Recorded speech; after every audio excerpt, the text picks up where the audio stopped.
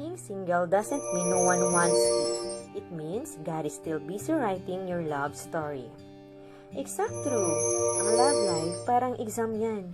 Daming choices. Ang mahirap, sa exam ng buhay natin sa pag-ibig, walang review. Di mo pa napag-aralan lahat on the spot, ni hindi mo pa nababasa ang tanong, at lalong di mo alam kung ano ang tamang sagot. Kaya kadalasan, nagkakamali. Hanggang sa nakatsamba ka at napili mo rin ang tama. Maswerte na lang yung sa unang pili pa lang nila tama agad. Ganun talaga ang pag-ibig. Di mo masasabi sino yung para sa'yo at kailan ang tamang panahon. But when we pray for it, God always give us the right person in the right time. Antay-antay lang. Sabi nga, good things come to those who wait.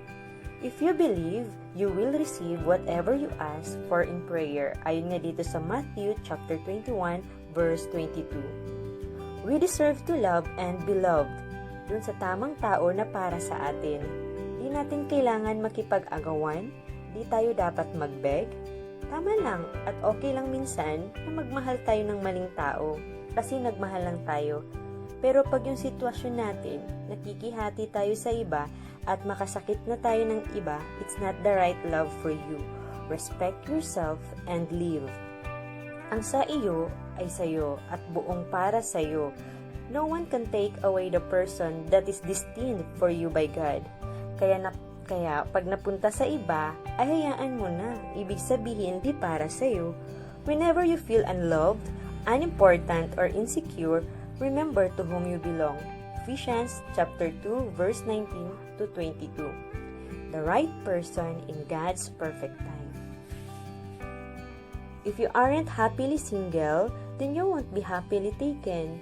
True happiness comes from within, not from anyone else.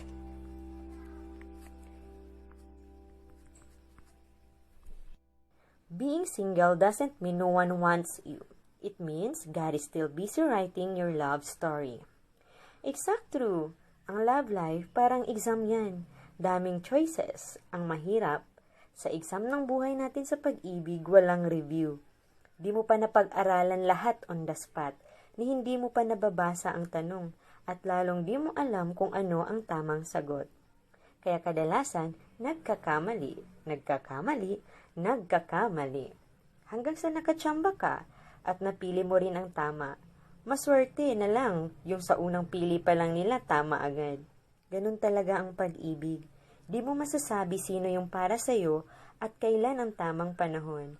But when we pray for it, God always give us the right person in the right time. Antay-antay lang. Sabi nga, good things come to those who wait. If you believe, you will receive whatever you ask for in prayer. Ayon nga dito sa Matthew chapter 21, verse 22. We deserve to love and be loved.